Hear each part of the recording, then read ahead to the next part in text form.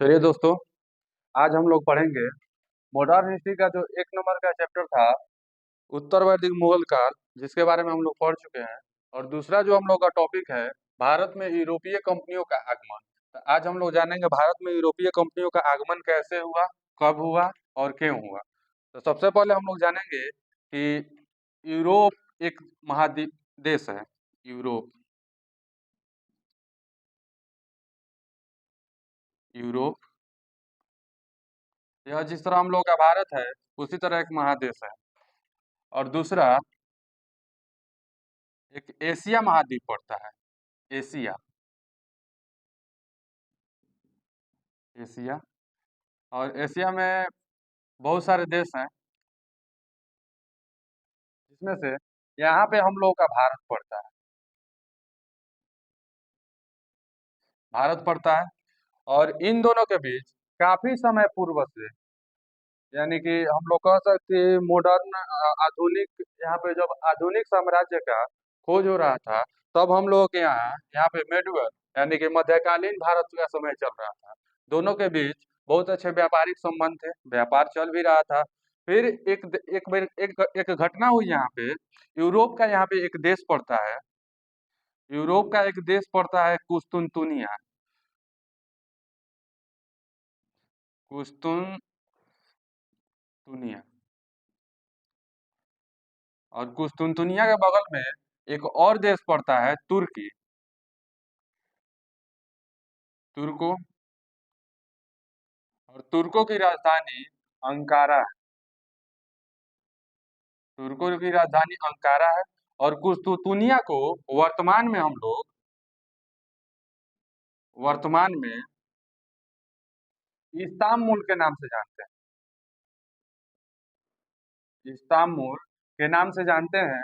और तुर्कों ने कुस्तुनतुनिया पर आक्रमण कर दिया और कुस्तुनतुनिया को अपने कब्जे में ले लिया। और कुस्तुनतुनिया के रास्ते ही यूरोपी लोग भारत में व्यापार करने जाते थे। और तुर्कों का जब यहाँ पे कब्जा हो गया तो यूरोपियों को भारत व्यापार करने के लिए जाने में बहुत सारी कठिनाइयों का सामना करना पड़ता था, जिसके वजह से यूरोपवासी सोचे कि हम लोग के लिए स्थल मार्ग तो अब व्यापार करने के लिए बंद हो चुका है, अब हम लोग समुद्री मार्ग की खोज करते हैं। और फिर समुद्री मार्ग के खोज के लिए यहाँ पे दो देश पड़ते हैं। एक देश पड़ता है स्पेन, यूरोप में ही पड़ता है। स्पेन स्पेन और यहाँ पे एक और देश पड़ता है पुर्तगाल। पुर्तगाल। तो स्पेन के एक निवासी थे कोलंबस।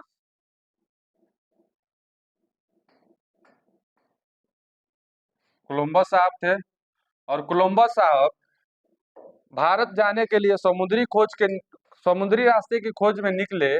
और यह पूर्वी देशों की ओर जाने के बजाय पश्चिमी देशों की ओर चले गए। और इन्होंने अमेरिका की खोज कर दी, यूएसए। इन्होंने अमेरिका की खोज की। और यह खोज 1492 ईस्वी में 1492 ईस्वी में कोलंबस ने अमेरिका की खोज कर दी। और पुर्तगाल के जो निवासी थे वास्को डगामा वास्को डिगामा और फिर वास्को डिगामा साहब भारत में जाने के लिए समुद्री खोज में निकले।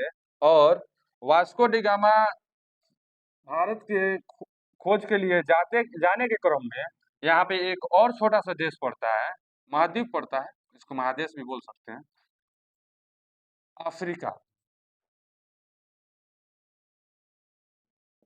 अफ्रीका और अफ्रीका का यहाँ पे एक छोटा सा महाद्वीप पड़ता है। यहाँ पे एक महाद्वीप पड़ता है जिसको इस महाद्वीप को cape of good hope cape of cape of good hope good hope के नाम से जाना जाता है। केप ऑफ गुड होप के नाम से जाना जाता है। और इस महाद्वीप की खोज बार्थो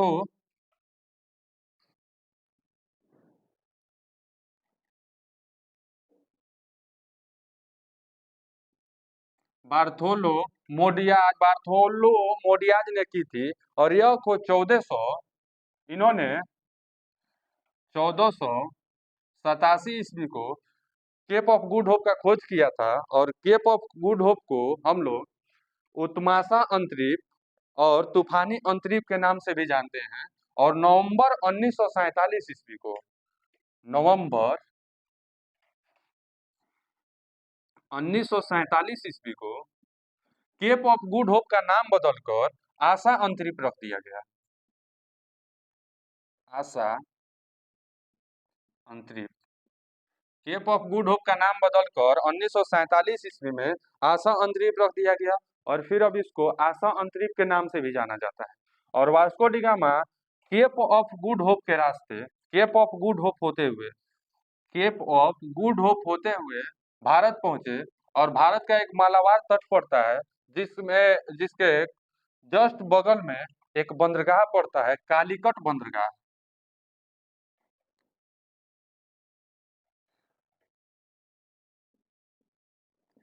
कालीकट बंदरगाह, जो कि केरल में पड़ता है।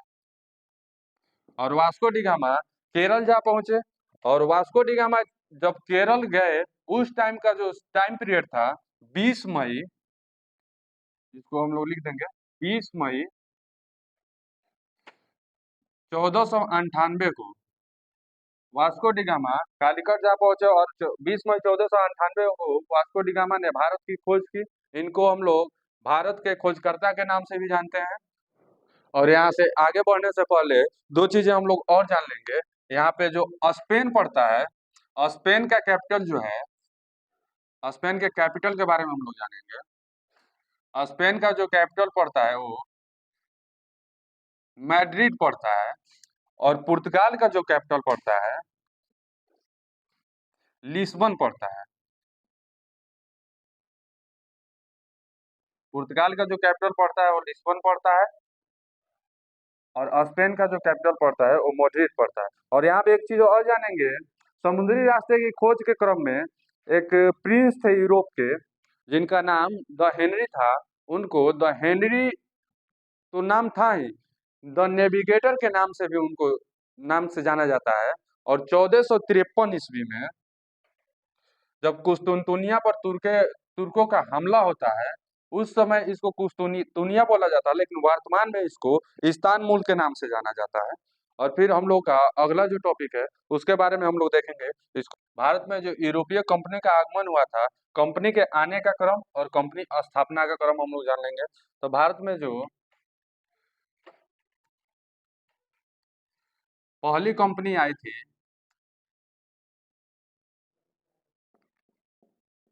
पुर्तगाल 1 नंबर, और 2 नंबर पे जो कंपनी आई थी, डच। 3 नंबर पे जो कंपनी आई थी, अंग्रेज यानी कि ब्रिटेन। और 4 नंबर पे जो कंपनी आई थी, डेनिस।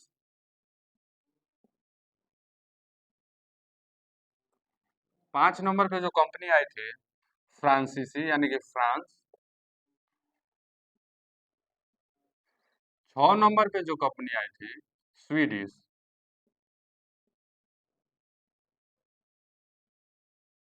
ये तो हो गया हम लोग के कंपनी का आने का क्रम। ये हो गया आने का क्रम।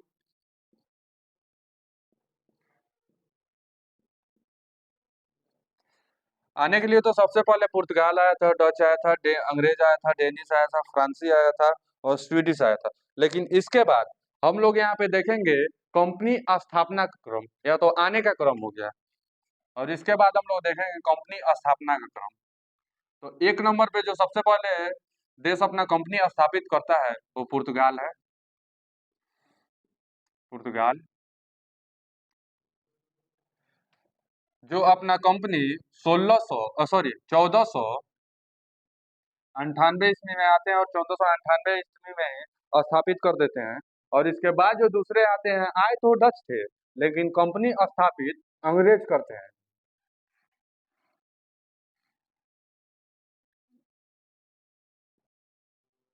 अंग्रेज करते हैं 1600 ईस्वी में।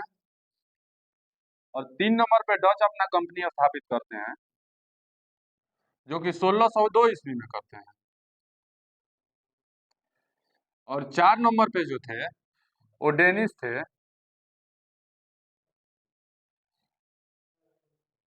और ये लोग अपना कंपनी स्थापित 1616 ईस्वी में करते हैं। और 5 नंबर पे फ्रांस थे, इनको फ्रांसीसी कहते थे। फ्रांस अपना कंपनी स्थापित 1664 ईस्वी में करता है। और 6 नंबर पे जो थे स्वीडिश थे, और स्वीडिश जो थे वो 1731 ईस्वी में कंपनी स्थापित करते हैं। एक कंपनी स्थापना का क्रम हो गया।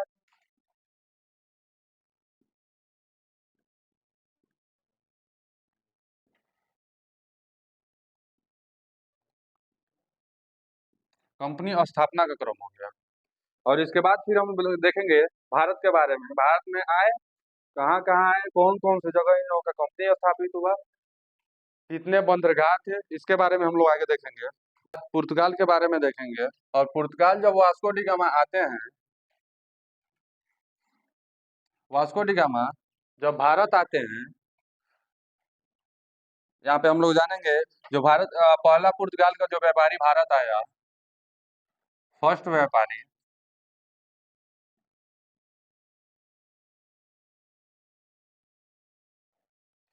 Vasco da gamma. ये लोग व्यापारी थे हम लोग के लिए। वास्को डी गामा, इन लोग का उद्देश्य ही भारत में व्यापार करना था। और भारत का एक बंदरगाह यहाँ पे पड़ता है, जो कि केरल में पड़ता है। केरल में कालीकट बंदरगाह का नाम हम जान लेंगे, कालीकट। कालीकट सर्वप्रथम वास्को डी गामा कालीकट बंदरगाह आते हैं।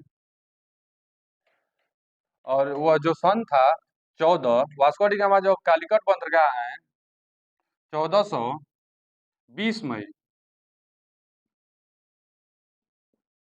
1498, 20 मई 1498 को वास्को डी गामा भारत आते हैं और यह भारत की खोज करते हैं। उसके बाद हम लोग जानेंगे जब वास्को डी गामा भारत आए तो इनको भारत का भ्रमण कराने के लिए एक यहाँ पे व्यक्ति था, जो पथ प्रदर्शक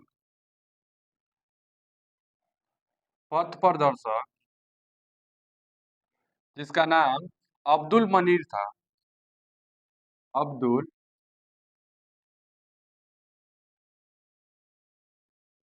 अब्दुल मनिक था। और अब्दुल मनिक जब वास्को डी गामा भारत आते हैं तो यह जब कालीकट बंदरगाह पे पहुंचते हैं तो भारत के उस समय जो शासक थे जमेरीन जमेरीन और इन्होंने वास्को डी गामा का स्वागत किया।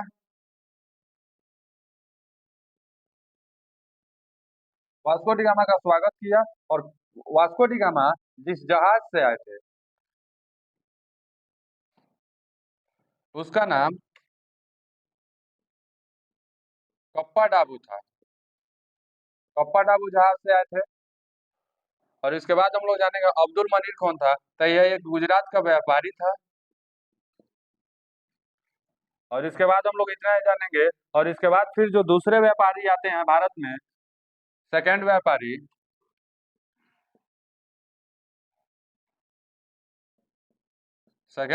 जो आते हैं उसका नाम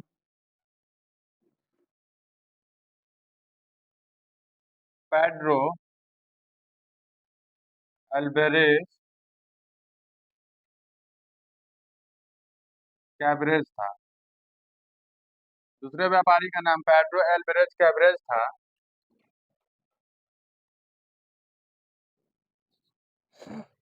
और इनका जो आने का सन था 1500 ईस्वी में, जब भारत व्यापार के लिए आए थे और व्यापार करने लगे। उसके बाद वास्को डी गामा पुनः फिर भारत आता है। वास्को डी गामा पुनः फिर व्यापार के लिए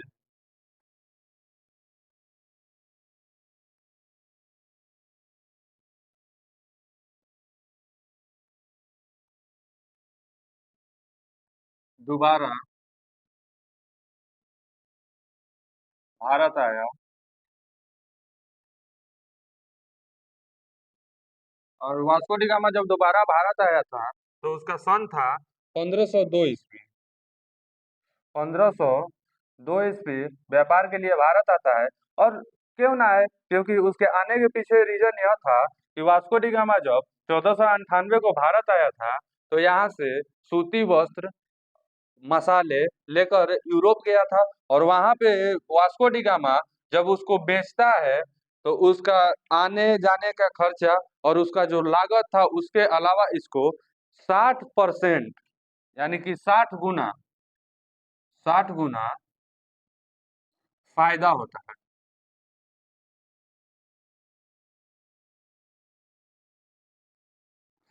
60 गुना ज्यादा फायदा होता है।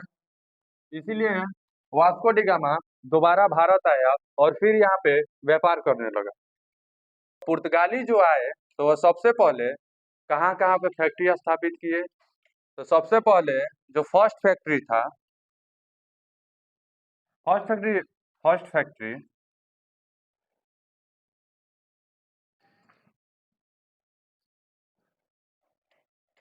फर्स्ट फैक्ट्री फर्स्ट फैक्ट्री जानने से पहले हम लोग यहाँ पे जानेंगे जो पुर्तगाल के बारे में हम लोग जानेंगे। पुर्तगाल का जो राजधानी था लिस्बन, लिस्बन को व्यापारिक केंद्र बना दिया गया। लिस्बन को व्यापारिक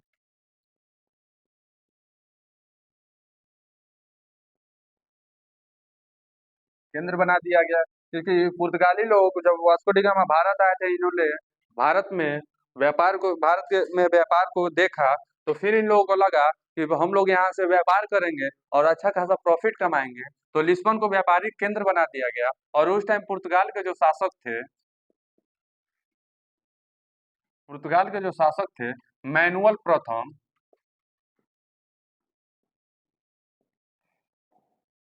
मैनुअल प्रथम इन्होंने भारत में व्यापार करने के लिए लोगों को जागरूक किया। और लोग जैसे यहाँ पे जागृत हुए तो वे लोग भारत में व्यापार करने के लिए चले गए। और फिर यहाँ पे इन्होंने एक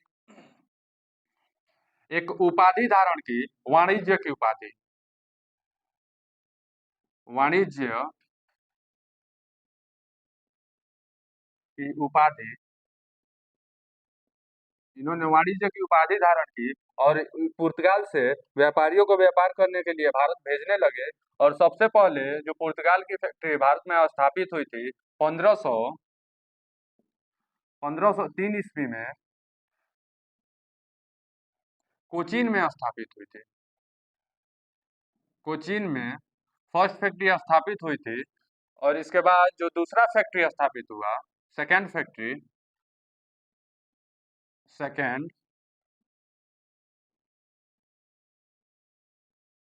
सेकेंड फैक्ट्री तो जो सेकेंड फैक्ट्री स्थापित हुआ वो 1505 ईस्वी में 1505 ईस्वी में कुन्नूर में स्थापित हुआ।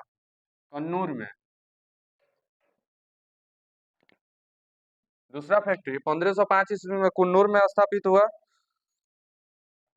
और इसके बारे में हम लोग इतना ही जानेंगे। और आगे फिर हम लोग देखेंगे वायसराय के बारे में। भारत में जो पुर्तगाल के प्रथम वायसराय बने,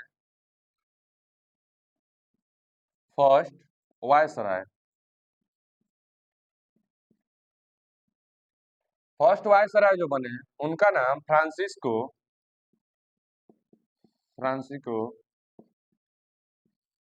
फ्रांसिस्को डी अल्मेडा, इसको बोला जाता है, फ्रांसिस्को लिखा जाता है, Francisco de Almeida. Francisco de Almeida साहब बने। और इनका जो कार्यकाल चला 1505 से 1509 ईस्वी तक चला। 1505 से 1509 ईस्वी तक चला। और इनके बारे में एक चीज हम लोग और जानेंगे।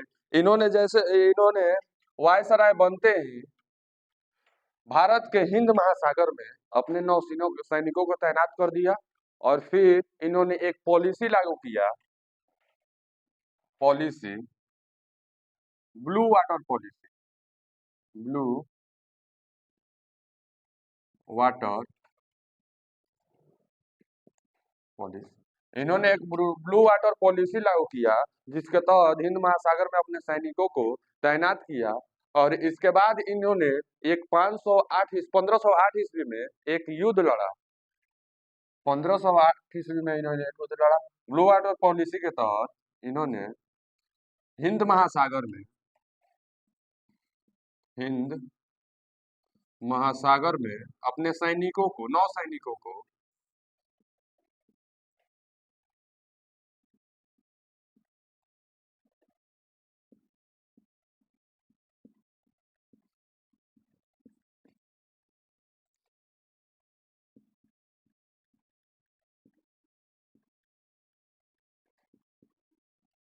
अपने 9 सैनिकों को तैनात कर दिया।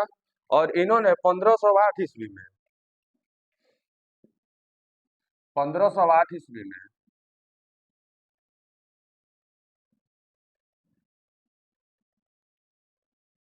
युद्ध लड़ा। और यह युद्ध, एक तरफ अल्मीडा थे और दूसरी तरफ संयुक्त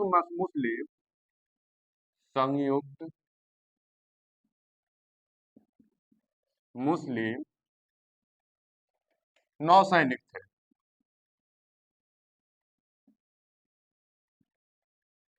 एक तरफ अल्मीडा खुद थे और दूसरी तरफ संयुक्त मुस्लिम 9 सैनिक थे, जिसमें संयुक्त मुस्लिम 9 सैनिक में मिस्र के सैनिक थे, तुर्की के सैनिक थे और गुजरात के महमूद बेगड़ा खुद इसमें शामिल थे। इसमें कौन कौन शामिल थे, एक चीज हम लोग जान लेंगे। मिस्र के सैनिक, तुर्कों के और गुजरात के महमूद बेगड़ा महमूद बेगड़ा गुजरात के महमूद बेगड़ा खुद शामिल थे। और जो 1508 ईस्वी में युद्ध हुआ, इसमें अल्मीडा का बड़ा बेटा, एक बेटा मारा जाता है। अल्मीडा का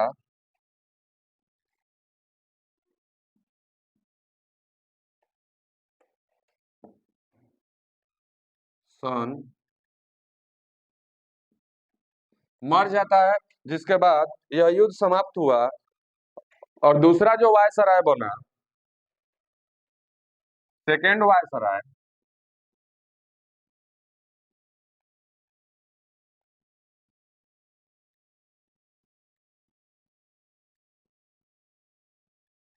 सेकेंड वायसराय जो बना उसका नाम अल्फांसो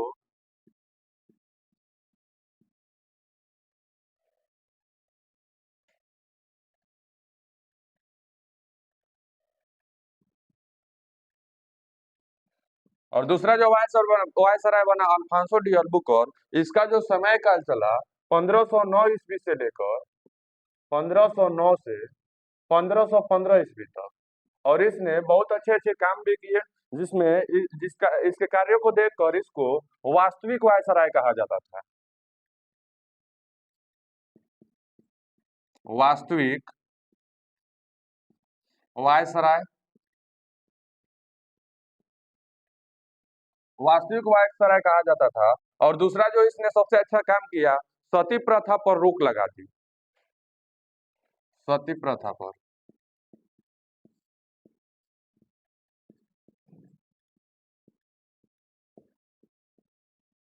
इसने सती प्रथा पर रोक लगा दी। और इसने पुर्तगाल का व्यापार भारत में और ज्यादा बेहतर करने के लिए, बढ़ाने के लिए, एक पुर्तगाल के पुरुषों को सुझाव दिया भारतीय महिलाओं से विवाह का।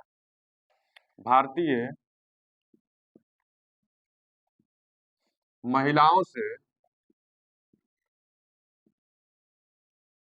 विवाह का भारतीय महिलाओं से विवाह का सुझाव दिया। और उसके बाद इन्होंने भारत में एक भारत के शासक थे उस टाइम, कृष्णदेव राय, उनसे बहुत अच्छी मित्रता कर ली, क्योंकि भारत से व्यापार और अच्छा हो। तो फिर भारत में इनके एक मित्रवत संबंध था इनका कृष्णदेव राय के साथ।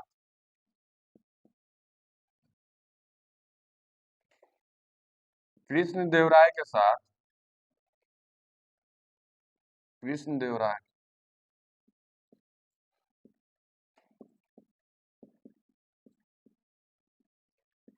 मैत्रीपूर्ण संबंध था।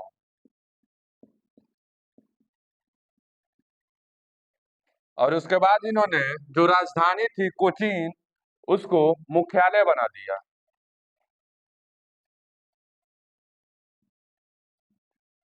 कोचीन को।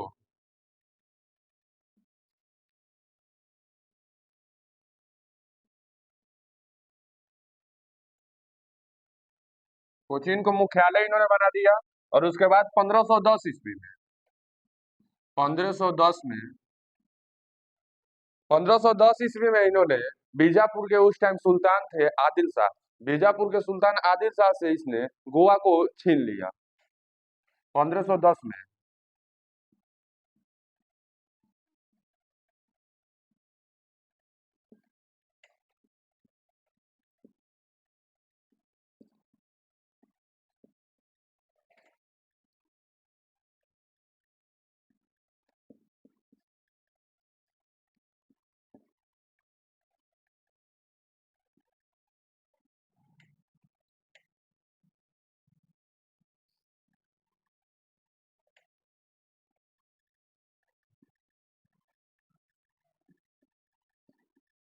गोवा को छीन लिया।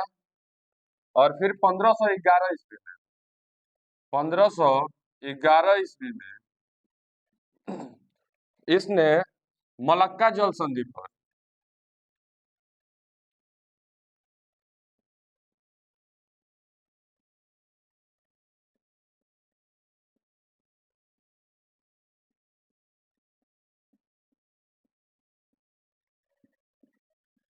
पंद्रह सौ दस ईस्वी 11 ईस्वी में इन्होंने मलक्का जल संधि पर नियंत्रण स्थापित कर लिया। और फिर 1515 ईस्वी में, 1515 में,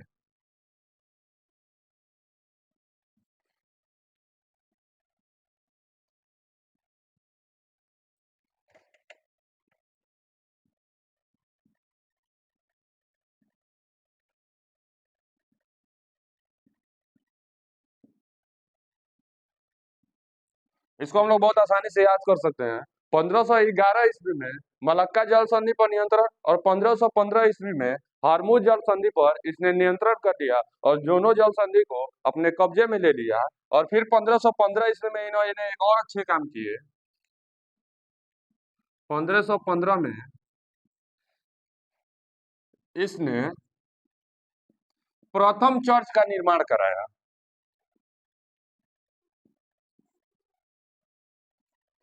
प्रथम चर्च का निर्माण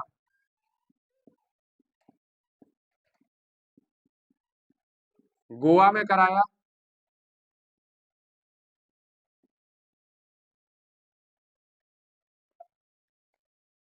प्रथम चर्च का निर्माण गोवा में कराया। और जो प्रथम चर्च था उसका नाम इन्होंने संत जेवियर रखा।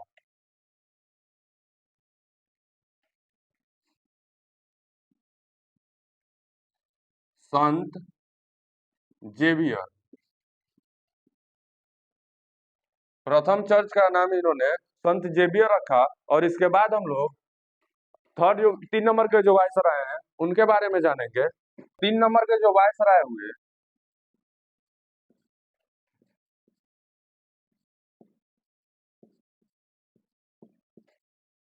3 नंबर के जो वायसराय हुए, नीनो डी कुन्हा।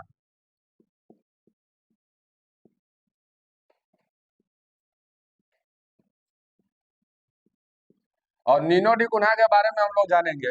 इनका जो टाइम पीरियड चला 1529 से लेकर 1538 ईस्वी तक। और इनके शासनकाल में कुछ अच्छे काम तो नहीं हुए, बट जो राजधानी था, मुख्यालय कोचीन था, उसको इन्होंने स्थानांतरित करके गोवा ले गया और गोवा में ले जाके स्थापित किया 1530 ईस्वी में। 1530 ईस्वी में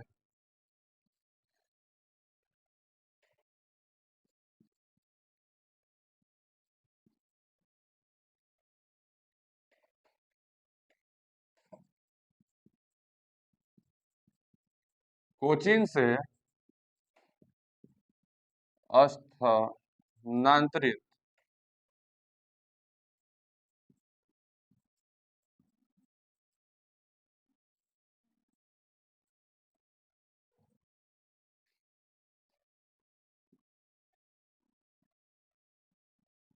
स्थानांतरित कर गोवा में किए, और गोवा को कोचीन, सॉरी, गोवा को इन्होंने मुख्यालय बनाया। और इनके बारे में हम लोग इतना ही जानेंगे। और फिर जो महत्वपूर्ण टॉपिक है, इसके पहले को हम लोग दो सेकंड नंबर के जो वायस रहे हैं अल्फांसो डी अल्बुकर्क, उनमें हम लोग दो जल संधि के बारे में पढ़ा था। एक मलक्का जल संधि था और दूसरा हार्मोज जल संधि था। तो यहाँ पे थोड़ा सा हम लोग उसके बारे में जानेंगे कि मलक्का जल संधि किसके किसके बीच पड़ता है।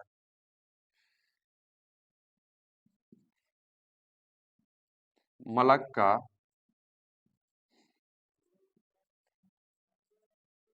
मलक्का जल संधि के बारे में हम लोग जानेंगे, जो ओमा इंडोनेशिया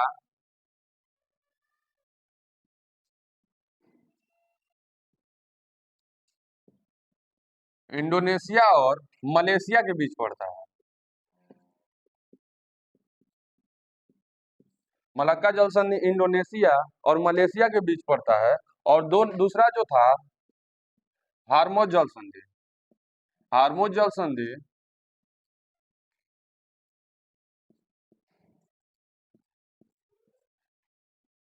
यह ईरान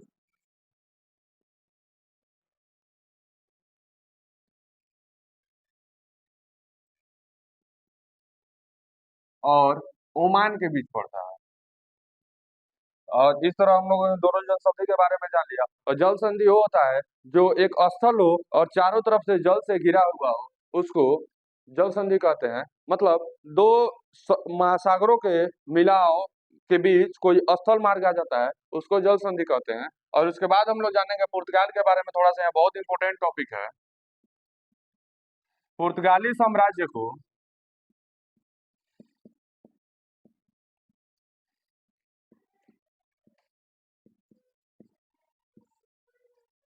पुर्तगाली साम्राज्य को एस्तादो द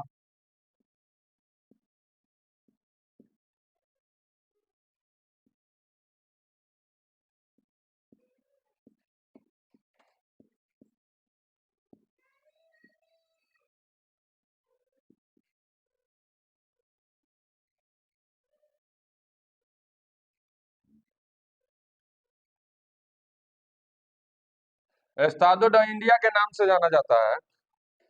पुर्तगाली साम्राज्य को एस्तादो द इंडिया के नाम से जाना जाता है। और दूसरा चीज पुर्तगालियों ने हम लोगों को यह सीख दे की चली गई कि आलू और तंबाकू, पुर्तगाली जब भारत आए थे तो आलू,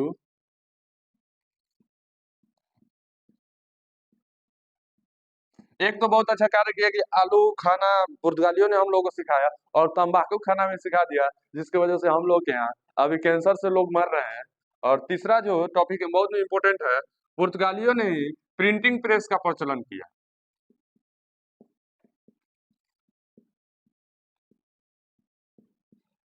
प्रिंटिंग प्रेस का प्रचलन किया। इसके बाद हम लोग इसमें देखेंगे, भारत तो 1947 में आजाद हो चुका था, लेकिन पुर्तगालियों ने पुर्तगाली आए सबसे पहले और गए सबसे बाद में। यानी कि 1661 ईस्वी में पुर्तगालियों ने दीव, दमन और गोवा को आजाद किया। यानी कि आजादी के बाद 1961 ईस्वी तक गोवा, दीव और दमन पुर्तगालियों के अंडर में रहा।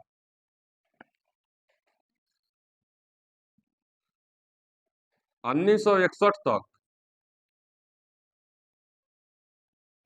गोवा, दीव, दमन